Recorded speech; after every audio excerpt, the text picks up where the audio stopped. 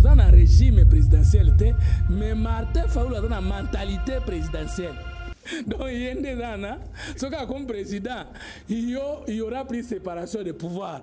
Donc, le but que tous un régime présidentiel. Tous un régime présidentiel, personnellement, na koki koka moi, Martin Fayoulou a savé le Guanate. Il a bizaleli na ye. Natikala komona te un homme politique ou dans la position te donc la Martin Fayoulou. Mais la muka est la coalition. La muka est un homme rené na zo benga la muka. Ya benga la muka makanisi na. Ndeko Martin, est-ce que vous avez congolais la muka ngo statut na ngoza nini, chat na ngoza nini, kune za bakambiboni, oyo batinda yo mogonde, on se retrouver ridicule, oye nous acceptons. Parce que ce qu'on bimi mutu pa bala miso abatu yozo, ko la muka nini yozolo. Voilà. Lelo Fayoulou a eu décision ya ko rejoindre le processus. Est-ce que sango oyo ezali malamu to mabe question nga yango? N'était ce comprendre. Donc avant mutu moko tolanda kayete, toyoka kaya zande kona biso, timgo la bongo la motema. Mais ça va makamone ata boy, ata kosi na koloba lokola sérieux tout ça, ye koli maloba lokola mwana mwasa zoloba ko bongisa munoko akosi na lui ma comme il respire. Maintenant comme finga Adolphe Muzitu, Agomo Finga, Jean-Pierre Bemba, Agomo Finga, président Katumbi, Bato Basalié. Lui, on l'a fabriqué, Jean-Pierre Bemba et Moïse Katumbi, Basalaye. En tout cas, vous en avez poids personnalité. Avant, Bapesaye, Baporter na Baninga. Maintenant, il crache sur nous étions à Vandelaki.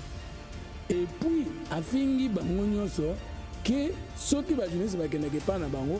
Po mbongo bayibaki yangonde bakabela kabango lelo oyo na kati ya mboka Congo na ba opposant nyonso nani oyo azali ko incarner opposition koleka Fayoulou question na nga yango Fayoulou alobi pe eloko moko ya makasi alobi ke na ba candidat nyonso wana il y a les plus expérimentés. Mais j'ai travaillé comme avec Martin Fayoulou, il m'a appelé. Yo yaka une expertise à troisième voie, ngana dans la partie tout ça, on a tout travaillé. Yo soit secrétaire national chargé de l'IFORCAD, si j'ai bonne mémoire. J'ai côtoyé Martin Fayoulou, on a cheminé presque une année. Jusqu'au jour où lui-même m'a appelé pour me dire, je ne suis pas en mesure de te gérer, parce que j'étais en train de le contredire dans le fond de ses qualités, des normes imbues de lui-même. Donc quand je parle de Martin Fayoulou, en comparaison que Akoki Koko Kanata na Songe na Adolphe Muzitu parce que je connais les deux. Wana aux autres Songi entre bangomi balé Martin Fayoulou mutasali ba grandes études ya économie na poto na France yo o minimiser mais Martin Fayoulou azalaka na politique a umeli makasi azalaki na conférence nationale souveraine ti lelo azalaka kana mais il y avait un moment où Martin Fayoulou était aux affaires politiques et que Muzitu n'était pas et que le Palou était absent. Parce que les Palos ont commencé l'histoire politique de ce pays, Martin dans la qualité, dans 60. Martin dans 60. Mais Adolphe Muzitu a initié un acteur politique, vice-premier ministre en 1960. Akene yemo comme individu. Candidat de la République, au sein de la partie, il y a un individu, au compétent d'engagner. Ami Bomi, Abomi est sidé, Abomi va partir Moussoussou, c'est quoi, à quel côté se suicider dans l'élection, et pour Akene Kokou fait la monnaie.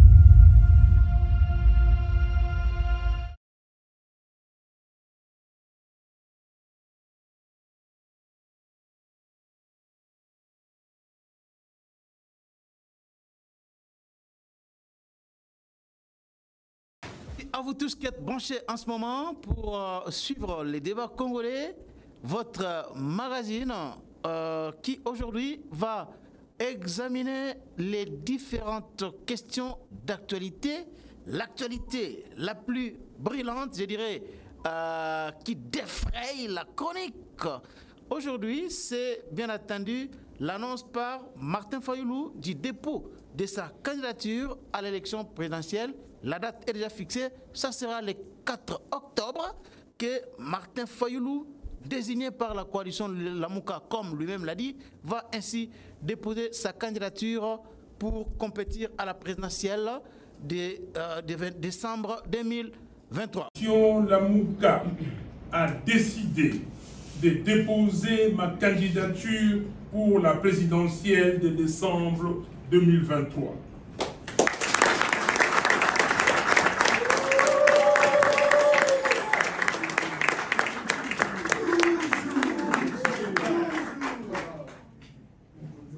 allons continuer à nous battre pour exiger davantage la transparence des élections. Comme nous n'avons pas eu la transparence par l'audit du fichier électoral, nous l'aurons dans la surveillance des élections. Nous sommes totalement d'accord avec la mission d'observation électorale 5 SCC que, je cite, la transparence et l'inclusion constituent un levier pour la paix et la stabilité en RD Congo avant, pendant et après les élections. Je vous remercie. Aujourd'hui encore, il y a eu beaucoup d'autres activités politiques. Il s'agit notamment du dépôt de la candidature à l'élection présidentielle de Adolphe Mozito. Il était au siège de la CENI aujourd'hui. Et de son côté, le MLC de Jean-Pierre Bemba a finalement désigné Félix Tshisekedi comme candidat à la présidentielle de 2023 à RDC. Alors, pour examiner, analyser toutes ces questions d'actualité, nous avons le réel plaisir de recevoir dans cette émission un invité habituel du débat congolais. Il s'agit bien du coordonnateur des communicateurs pour la République, géniteur de la troisième voie, courant des pensées. Il est chercheur, doctorant en sciences politiques. Vous l'avez bien deviné, il s'agit bien de M. Bassanga Fumuntoto, et je dois ajouter qu'il est candidat député national au Sankourou. M. Fumuntoto, bienvenue dans cette émission. Merci beaucoup. Comme vous avez vraiment bien souligné, je suis doublement candidat député national à la circonscription électorale de Lomela, du territoire de Lomela. Nous sommes au Sankourou. Je suis candidat député national numéro 2. Pour ceux qui m'aiment, ceux qui peuvent me soutenir et ceux qui peuvent m'aider à aller au Parlement pour faire autrement le débat parlementaire en ce qui me concerne personnellement. Je pense être demain une fierté si vous m'aidez de votre manière à y arriver. Je suis également candidat député provincial dans la commune de Lansele à Kinshasa. Très bien. M. Fumuntoto, c'est tombé. Martin Fayoulou, qui hier était dubitatif, a finalement levé l'option de compétir. Et c'était au cours de la conférence de presse de ces jours que Fayoulou a dit que la coalition Lamuka a décidé qu'il se présente à l'élection présidentielle. Est-ce une bonne nouvelle pour la vitalité de la démocratie en RDC, Fumuntoto? Oui et non. Tant on a le bras, mutu ya mutu tele zo salate, yo le bras ne. Pas de danger, to boy ko finga. En tout cas, to boy to linga ko finga c'est clair. Mais non, tango balobara mutu ya mutu zo salate, elinkoloba abimi na norme, abimi na principe, abimi na rationalité. Mais nga personnellement na koki koka moi Martin Fayulu sabilo kwanate ela bizaleli na ye natikala komona te non politique ou na position te lokola Martin Fayulu azana position te azana position te nandeni quand tokei alors que vote en 2018 ezalaki vote électronique te ezalaki vote à l'aide de la machine à voter. Ben, ya lobaki nini? Pas de machine à voter. Tokoti kalaka kokena machine à voter te. Et communication ezalaki nini? Quand vous arrivez au bureau de vote, exigez le bulletin de vote. Vous avez bon côté? Tout si lorsqu'il est allé voter, il a exigé un bulletin de vote. Tout n'est. Yo za journaliste, beaucoup tanaga, tout n'est. Yo bando sabatu. Bokoki kosala vote à l'aide de la machine te. Boko mana bureau de vote, bo exiger bulletin de vote. Yo moko exigaki bulletin de vote. Soko akosaka, amiko saka, toi yeba kata zokosa. Nalobaki non la fois passée, soko Tshisekedi akaboina Kebila. ngana yetu zoso na promete to yokani bakabona Kabila bayokana il a quadruplé haine na ye envers Tshisekedi ti ebimisi siko ridicule. Non, mais il y a un adage français qui dit que c'est les imbéciles ne changent pas. Ceux qui les ont eu décision, il y a que à se présenter dans l'élection Oyo. Est-ce qu'ils allaient malamouter pour la beauté et la démocratie dans la mboka na biso? Mais na uta ikolo est-ce que eza mabe na nini ceux qui ont eu décision wana? Mabe eza wana. To bandana eza malamu na nini? Coalition Lamuka a sangani a lobby que ye a se présenter. Mabe ezali wapi? Malamu nango ezali que lelo ye moko na miso a peuple congolais a sokoli bilamba oyo ye atiaki salite na nzoto ya chef de l'état ke tokoke na processus wana te parce que lolenge tokena ba élection wana eza maponami ya moyibi les gagnants est déjà connus décidé à kokota te ba candidat député nationaux ba kokota te ba candidat député provinciaux ba kokota te po ye akoki ko accompagner te Denis Kadimazali wana nde pona kobebisa biso to wana koleka chaque jour pona kolobake le fait que Denis Kadimana administration na ye a que publication ba résultat kozala bureau de vote par bureau de vote en tout cas oya koleka mbalo yo azali yenda alongi tomoni kokosote parce que yaza kolakisa na batuke le président de la République n'a seni baza ko préparer tricherie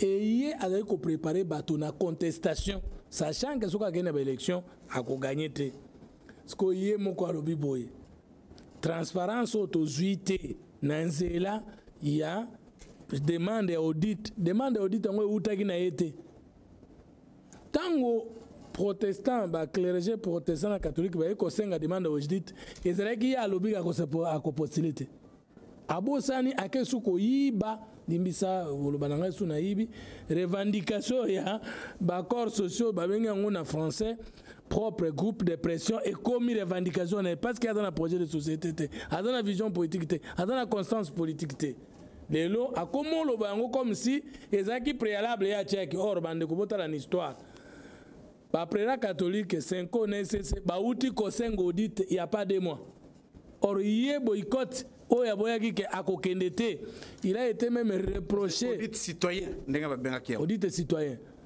ezali après sikoyo esengona biso ezali le processus maintenant est crédible yo wana oyete siko tango ko perdre ba élection on kenesi ko lobani parce que tu vas le perdre certainement.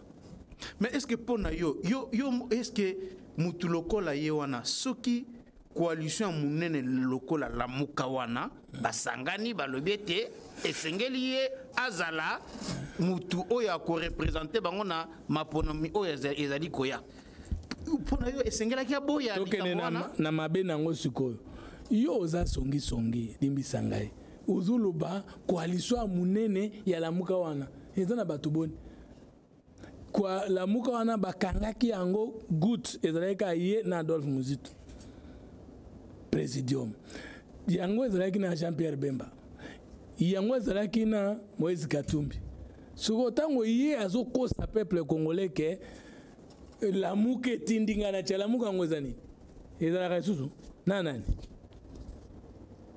la muke lobaki baza résistance est-ce que résistant que na ba élection parce que résistant lingo mutalobi ke bato baza wana baza bapaya baye ko nganzama na mboka na biso comment un résistant akoki kokende ba élection organisée par les occupants? Quelle contradiction! Maintenant la muko etie wapi tango ye alobaki ki akokende na ba élection wana te eside kokende te atunaki la muka atunaki peuple congolais na mona mtu lokuta lokola Martin Fayulu te quelle la muka yo moko oza journaliste la muko wapi ya munene ozobeza nani? Mais la muka eza coalition la muka eza ombre na enda azobenga la muka ye abenga la muka makanisi na Ndeko Martin, est-ce que vous avez vu Congolais la muka ngo statut na ngweza nini chat na ngweza nini kuna eza bakambi boni oyo batinda yo mokonde on se retrouver ridicule oye nous acceptons parce que siko bimi mutu pamba na miso bato nyonso ko la muka nini yozolo la muka nini Mais Lamuka ils a composé nanani ils a composé la bas. Banani tulobite ke banyama baza kuna banani comme structure banani. Lamuka c'est son nombre elili naende azobenga tâtonnement naende azobenga Lamuka. Alors Fumututo awa Martin Fayulu a le bien faute il y a audit il y a fichier électoral ndenge seni aboyaki na motema moko ya ko ndima ne fût-ce que proposition oyo senkona SCC basalaki et que aboyaki pe que au fichier électoral batala yango malamu na ba cabinet indépendant lolenge opposition a proposé qui est mais à lobby basi décision ko kene na élection mais cette fois-là oyo kosunga bango pour que élection ba résultat et bana malamu ezali vigilance na surveillance peuple a ko surveiller pe ko za la vigilant pour être ba résultat ba yiba yango te bande koto sosola ngalinga to raisonner pour comprendre que Martin Fayulu sali des aveux des déclarations ya makasi na kati d'abord a telemeli SCC na 5 po bango balobaki soko tokei na audit te un inconnu courageux akoki ya yele lo alobi bokosi inconnu akoki ya te atelemeli bango metela na mayele na ye mabe atelemeli bango parce que préalable ezani alors so bo vide en côté beaucoup entamer la suite te c'est ça préalable. Ce qui va lobby, il y a erreur de forme. Na droit, ça veut dire beaucoup attaquer quelque chose de faute. Il faut bien vider dans corriger erreur de forme. Il y a un préalable, non? Maintenant, il y a 5 na SCC baloba qui préalable pour que des ordres combattent, guerre civile combattent, encourager à athée et s'engagner tout auditer fichier, tout publier par rapport pour tout confirmer.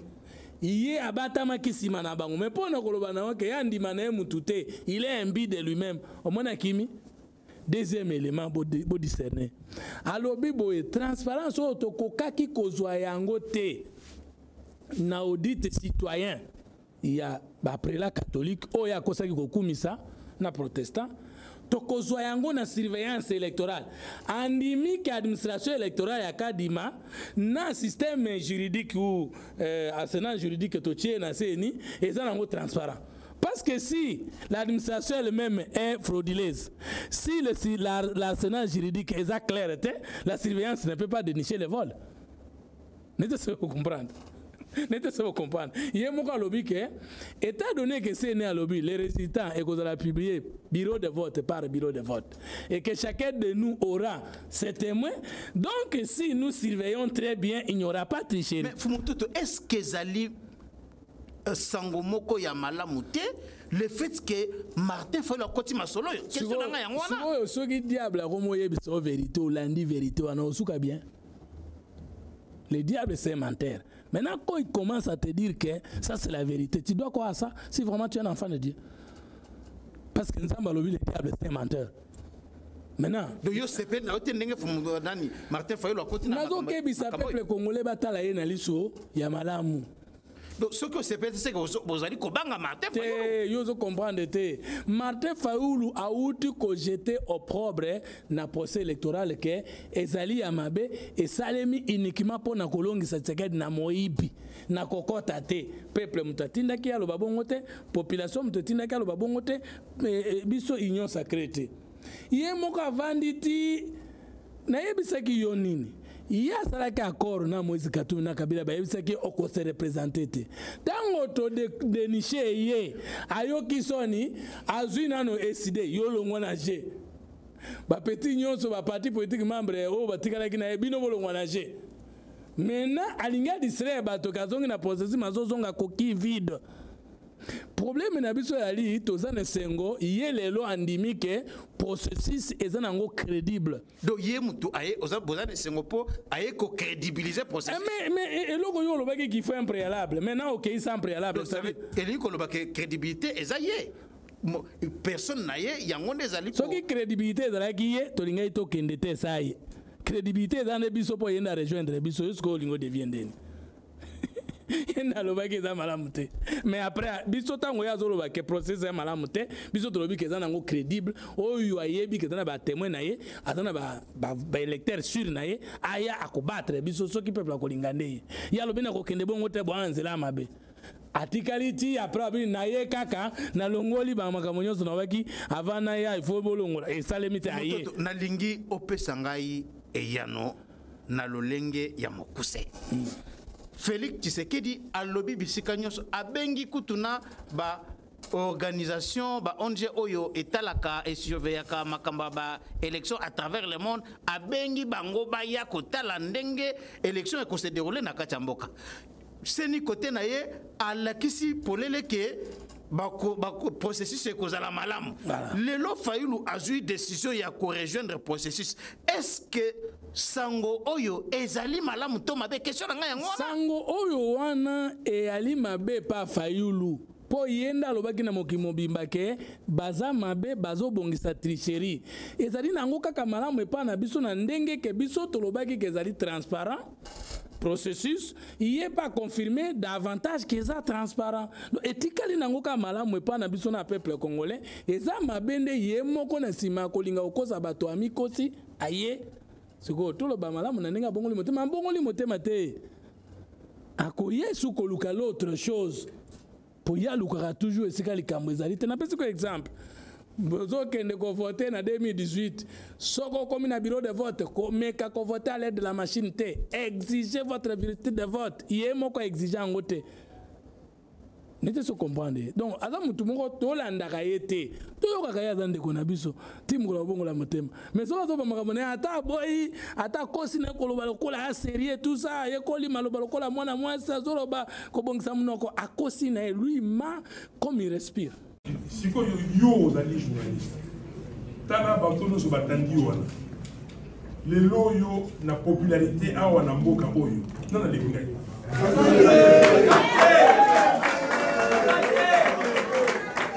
Na comprendre pas bien noté. Alors, bien nous non, attends, Sonia, les camarades il y a polé. Makambo na bino, ce qui monta yiba kama bongo na gouvernement, a comme ko kamele bino ngo ko pesa bino ngo donc yesi ko ndani ki ba nyonso. Biso bato yibate, to sala lisum. To sala lisum. Loba na ngai. Na bato nyonso baza ko pesa ba candidature. Na expérience. Oh, il y a expérience. Non, non, les Kingai. Tout sur le land. Mais c'est Ndekolangai. Bon, Nangai, si on est dans le n'a pas brouillé Nani. Et pourquoi? Tant est-ce que Batoyo Bazali ba candidature Nani Alobaka Mabe Yamboko yo ndenge zali ko sale ba pa la Félix Tshisekedi lokola nani parce que l'opposition républicaine ba benzama ba melama alors ce qui ngai na lobaki makambo yo ya Rwanda te de l'autre ça bonne rose de ko Félix Tshisekedi azulanda biso parce que malobo ya biso za maloba ya peuple siko bomoni que bon moto asali likambo abimisi sikoyo balambi baluki mbongo bakena zandu basambi et bien comme na mesa yo olia ye moto asaki makamana sala ngote ezalaka ça c'est alors question no mususu au lobby que un instant tanga papier yo Martin Fayulu a lobby était ye azali mutu oyo azali le plus populaire na batu nyonso oyo bazana kati ya maponomi oyo soki lelo ozo okoki ko comparer ndenge tomoni ba candidat ebele ba tamboli na kati ya mboka na biso pona ko solola na ba congolais tomoni Katumbi akendaki na bagazai na bakatanga na mbandaka na Kongo sana na bandundu tomona pe muzito tomona matata ndenge akende bipai na bipai tozomona basesanga tomona pe Tshisekedi tomona pe Fayulu ndenge akenda na ba province ndenge na ndenge pe ba activité ebele asala na kati ya mboka na biso notamment awa na Kinshasa awa est-ce que azali na raison te ya kolobalelo que ye azali le plus populaire bon. Et surtout que alobaka ke ye muto a gagné l'élection.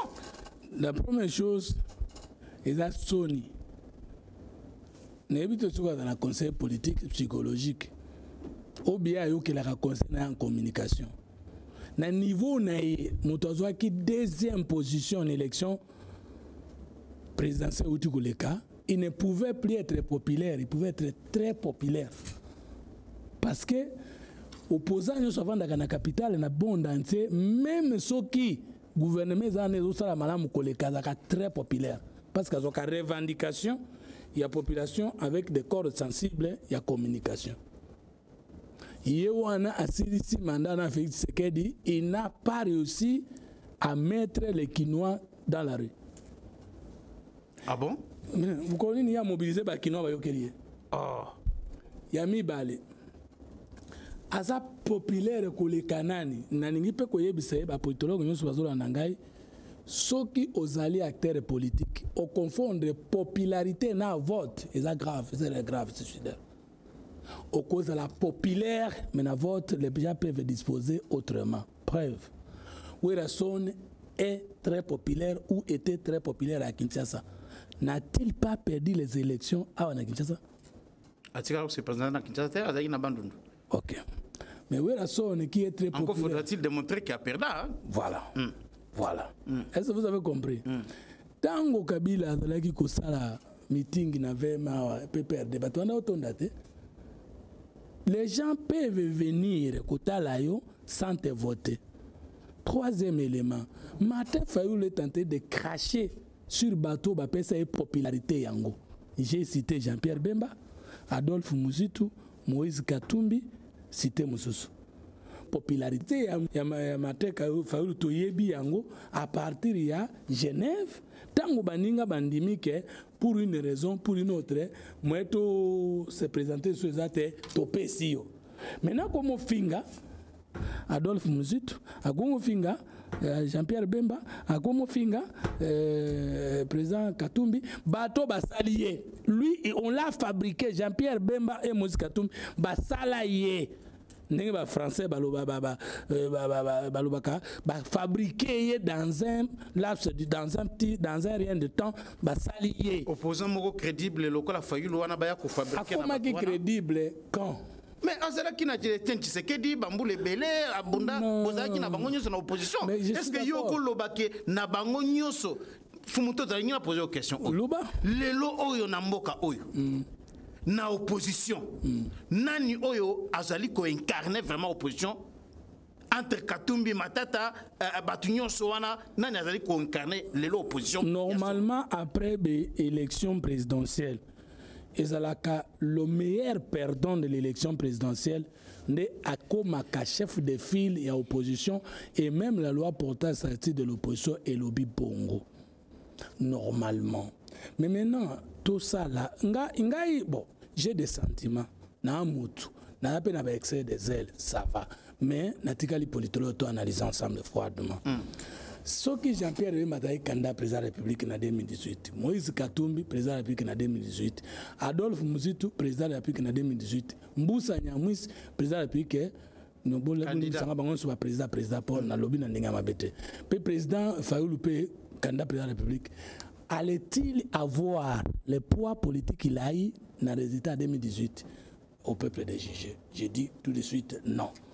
Alinga zara mutupamba te, alinga tika sa elo côté, mais kilo wana zoaki akokai ko zoyango te. Pour preuve, le président Jean-Pierre Bemba en élection en 2006 avec n'a plus de 60 MLC avec n'a plus de 60 députés. IDPS adraki te. L'élection landaki, IDPS qui n'a plus de 40 députés. N'est-ce pas? Alors, Martin Fayoulou parti ne ba pekisaka yete azaki na poani. Et si des azaki na combien yemoko na ndikunanga Monize na nani. Je crois 3. Les Palou avaient 37 en 2006.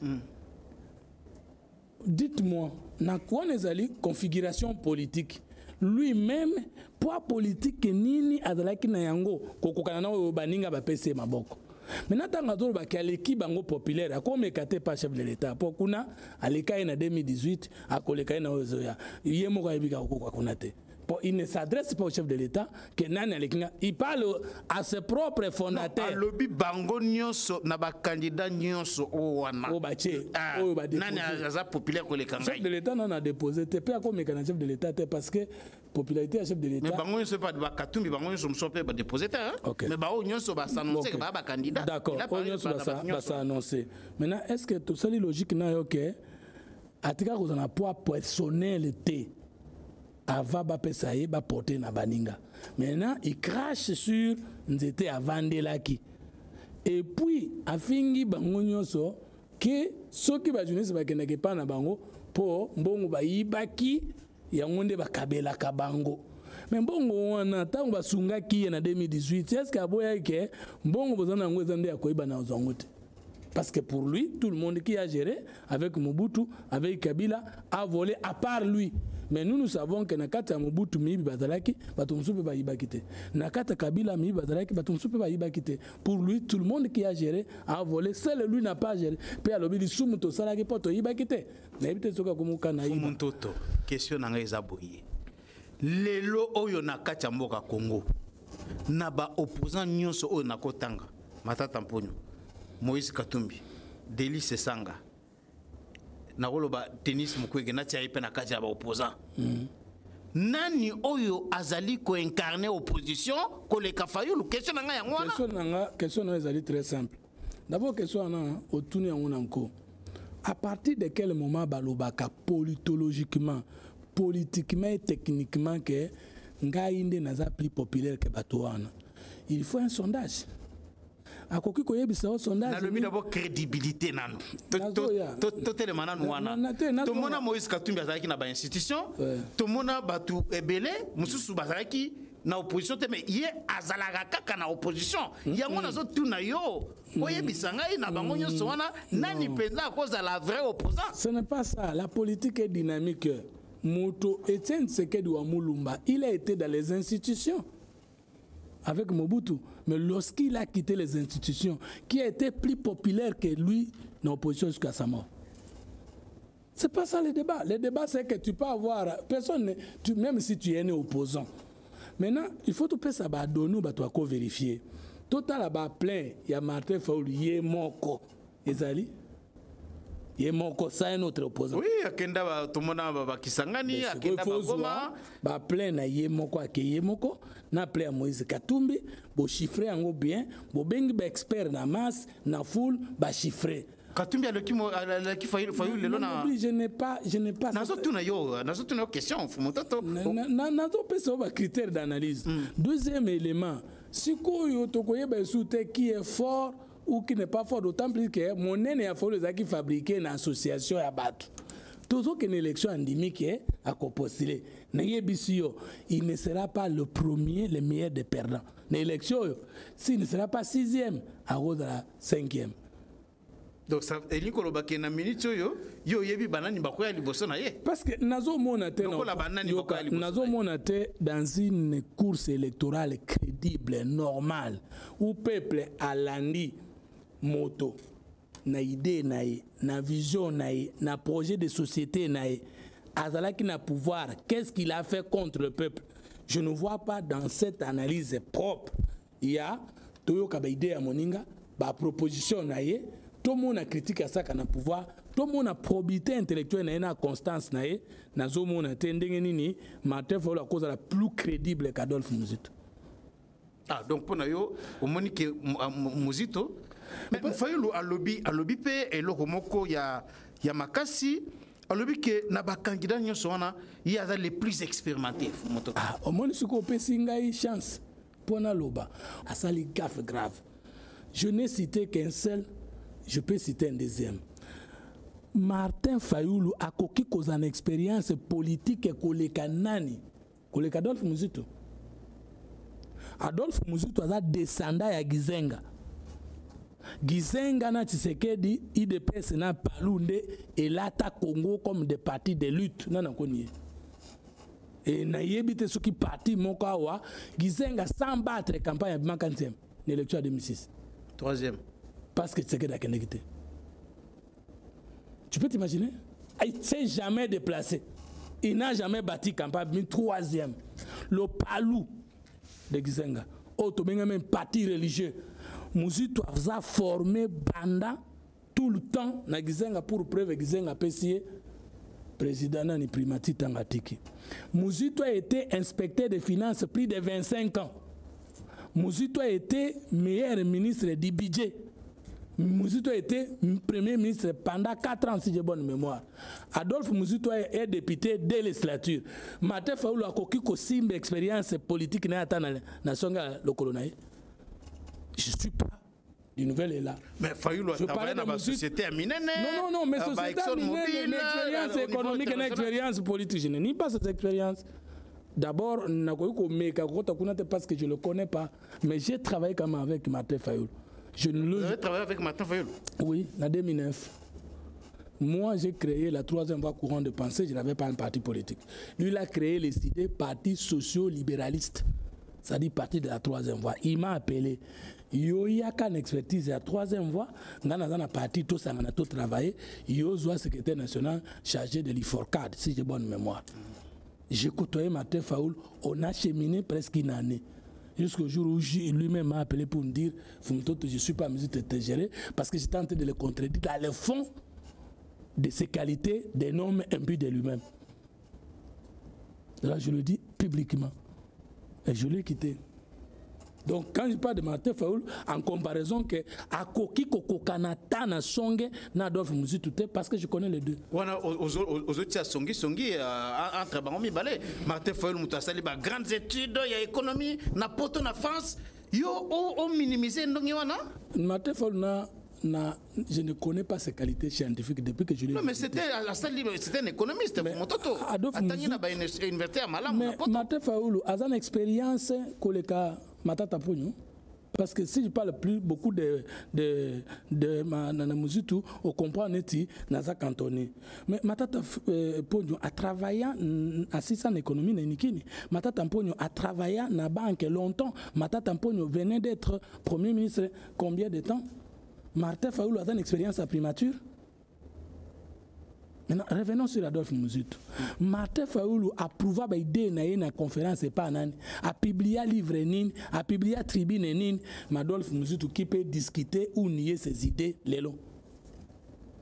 Non, quelle expérience tu parles? Nous ne disons pas qu'il y a une expérience, mais expérience d'un commerçant. Est-ce que c'est une expérience d'un homme politique? Félix Tshisekedi Antoine Tshilombo, abotami na famille politique, aza initié na famille politique. Tout secrétaire national IDPS chargé des questions extérieures. Attends, vous avez licencié dans la science politique, le local banaye que non, ou l'équipe expérience politique.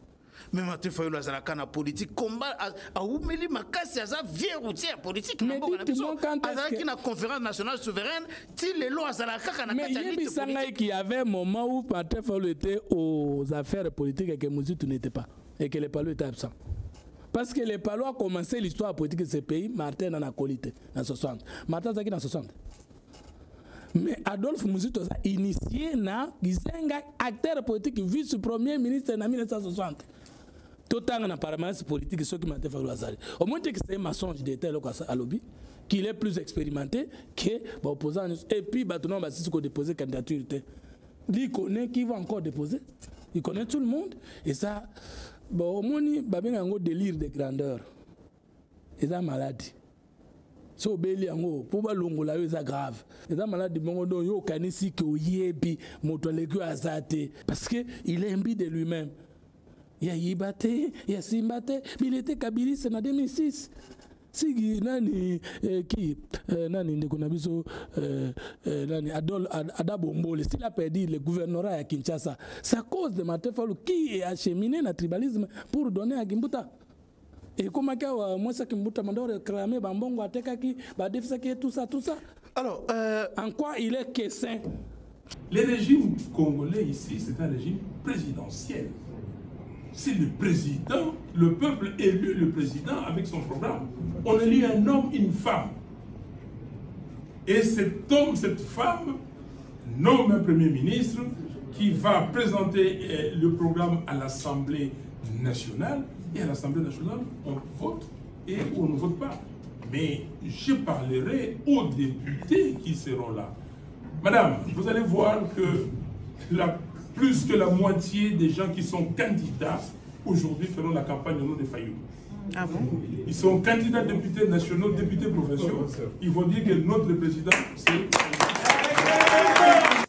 Fumutoto, Martin Fayulu, une question par rapport à Ndenge Andimiko comme candidat na élection présidentielle. Et puis une question, mais Ozo Kende, alors que Okozana ba député, après ces réponses, il y a Tozali na katia régime présidentiel. Et puis à lobby, que comme Tozali na katia régime Oyo, batu ebele a problème te ya na likamba ba député. Et puis il a dit que majorité ba député ou plus de 50% ba député ou bazali ko ba candidat député ba kosa la campagne pour naï. Mais n'est ce que des gens ils ont des lits de grandeur. Donc dans le régime présidentiel il y a tangeli. Pour le bika tangi ba classe ming. Or moi je crois que économie même si c'est science politique thème économie non. D'abord, économie, c'est la science charnière entre sciences sociales et sciences exactes. Tu vois par exemple quelqu'un qui a étudié économie en France, dans un système net de sciences sociales. Mais moto l'économie en Belgique, ça peut plus le coup la moto sciences conventionnelles ou exactes. Ça m'étonne que quelqu'un qui a fait les sciences économiques, si ce que vous dites est vrai, le Bamamandengwan. Donc, régime présidentiel, le régime Oyo, parti naïo et qu'on a député. Donc, il a évité de se comprendre. Le coup des régime présidentiel, les CID n'a pas besoin d'avoir des députés. Batomusu va okendozole ba député ba élié. Définition on a un régime présidentiel Martin de Konanga Osongwa. Nebi qui vous comme docteur na nyonso, docteur na droit, docteur na sciences politiques, docteur en économie. Mais sunga biso ba apprenant. Moi je suis apprenant à 3e cycle en sciences politiques. Définition on a que quand quelqu'un veut devenir chef de l'État dans un régime présidentiel, son parti ne peut pas concourir à l'élection législative nationale, à la législative nationale provinciale. Ne décider au kokota sabatote na législative nationale. Au kokota sabatote na législative provinciale. Comme ça régime présidentiel, bazo kende kozwela ngai ba député, ba yena bango nazo zo bango directement. Maintenant, par parti nous sommes ba gêne, le col de konanga ba epenge consort. Yo kosaki bango ba tiate parce que tu avais l'idée que le régime est présidentiel, tu n'as pas besoin d'avoir tes propres députés, tu vas aller prendre les députés, tu vas les intimider. Là, Martin Fayulu représente quelle valeur démocratique et morale? Tout à l'analyse. En tout cas, seulement président Martin, vous êtes dans la moralité politique et nine. Et puis, quelle valeur ou considération vous avez vis-à-vis d'un député d'un parti politique? Il y a des débauchage. Donc, on a un fauteuil présidentiel, on a un poste de député, et puis derrière à lobby, et si vous avez un poste de député, comme on a un soumassia, on a un seigneur de Dieu. Mais au bout de ça, on a un Noé, on a un moutasara qui mokili, il n'y a que 8 personnes à Pamba. Donc il y a le biboye biso ba député nyoto ke na compte union sacrée tingana zo ke ne na lomela kanda numéro 2 ngai na kubattre campagne na komba Félix Tshisekedi na présidentielle na kubattre na kombo nae donc ngai mungamba nae yobe kuna mungamba nae mais pour na nino lingaki te oza pe na ba député non na décidé.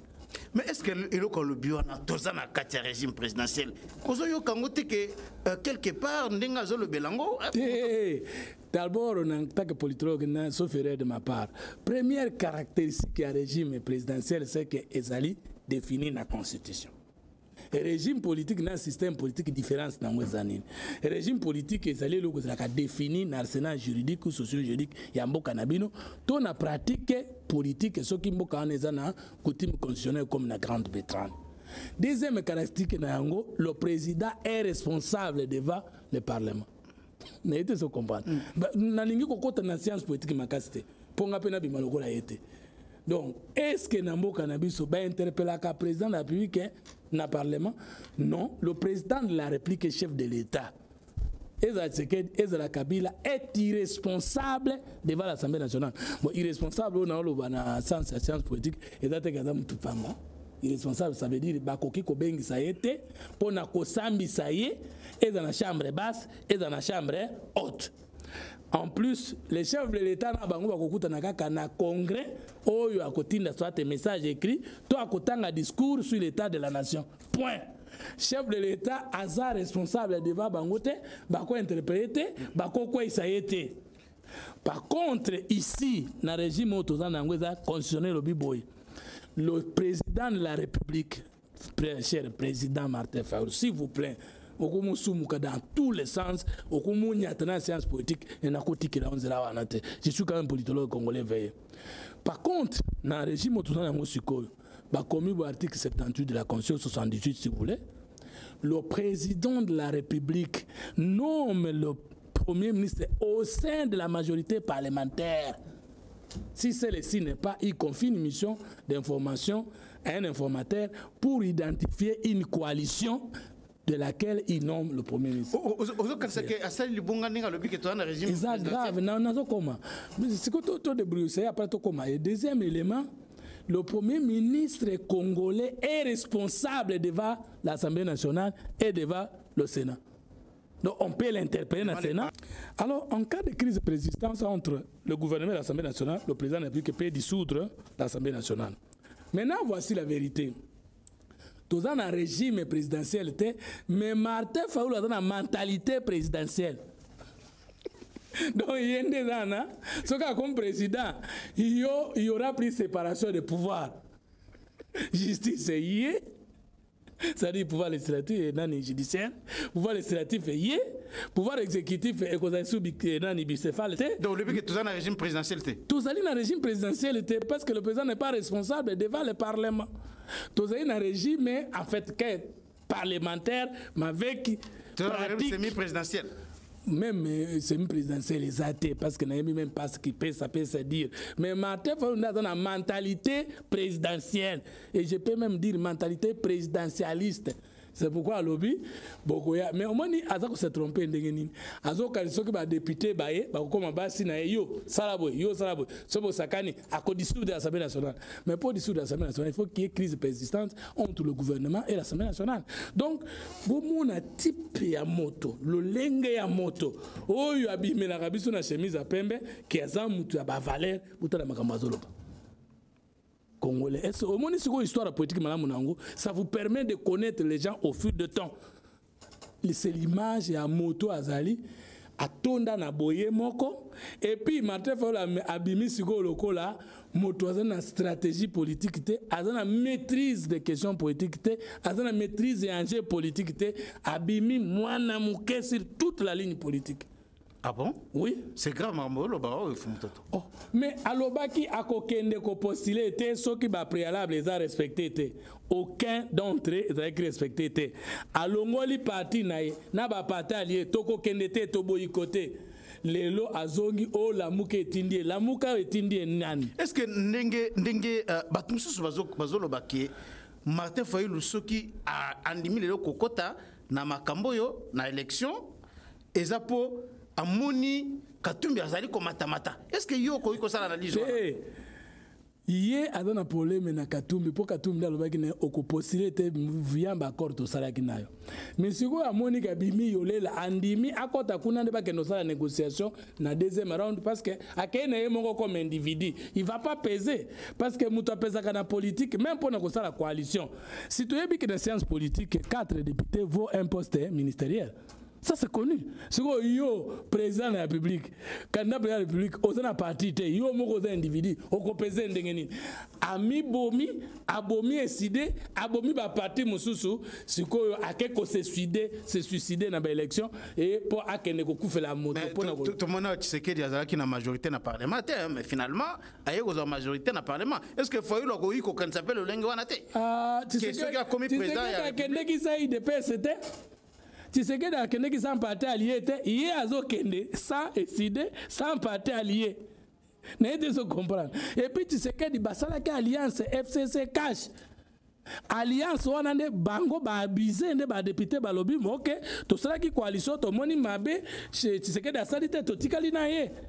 Et maintenant, il y a un candidat qui a réédité, mais c'est comme disciple à Tshisekedi. Alors, tu as commis. Non, ce que nous avons, c'est disciple à Tshisekedi, non? C'est quoi Hollande? Alors, les Kamususu Fayulu lobby, to komi na suka ezali yake lelo soki Tshisekedi a commis ko attaquer Rwanda ezali ye muto abanda makambo wana Fumuntoto ezali Fayulu nde muto abanda makambo wana et Tshisekedi en quelque chose ko récupérer discours ya Fayulu nde abandi ko attaquer lelo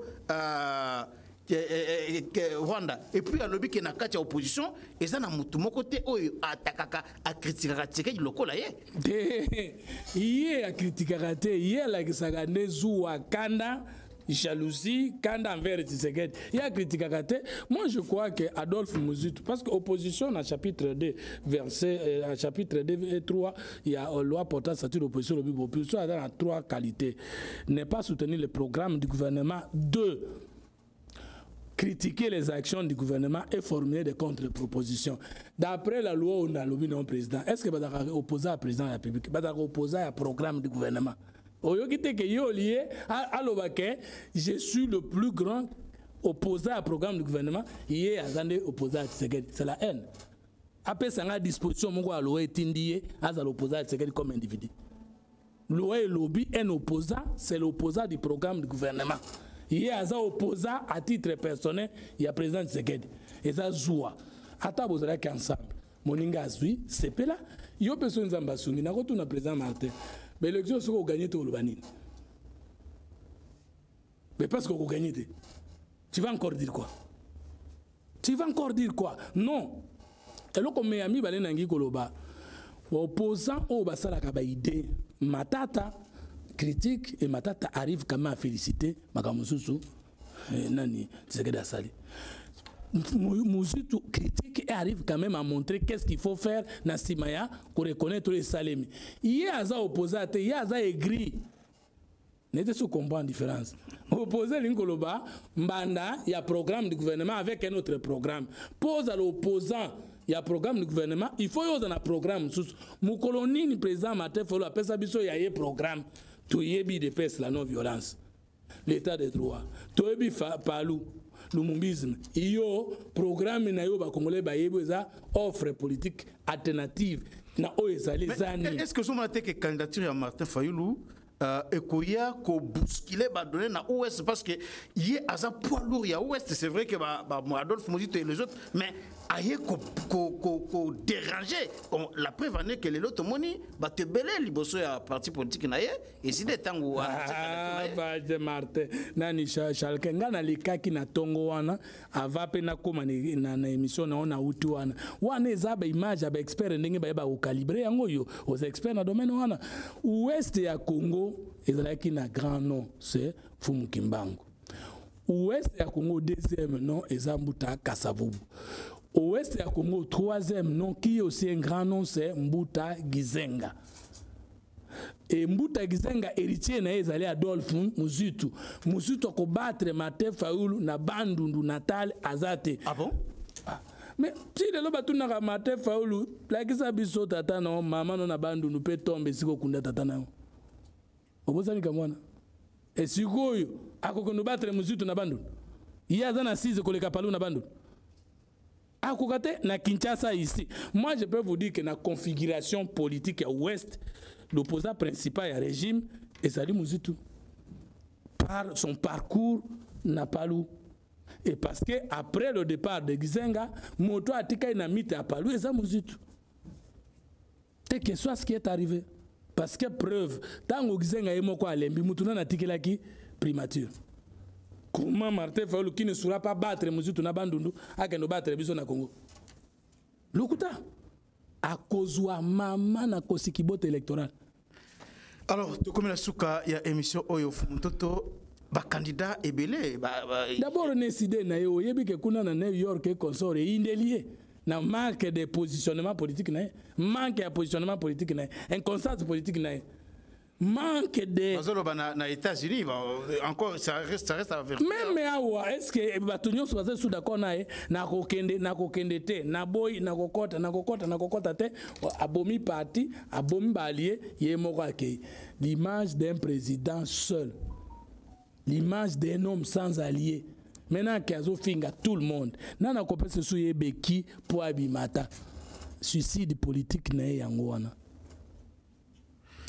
Merci beaucoup Fumuntoto tokomi na soka émission oyo tozalaki na esengo ya koyamba ye na mokolo lelo to bo continuer ko s'abonner na GSR Congo TV na Facebook na Twitter na biso botika la malamu to pesi bino mbote bino ba nyonso bozola na biso na Canada na États-Unis na Afrique du Sud na France na Belgique na Suisse bamboka nyonso oyo bozali ko na biso eza awa na Kinshasa et puis na Lubumbashi na Kolwezi un peu partout botika la malamu tokokutana mbalasima.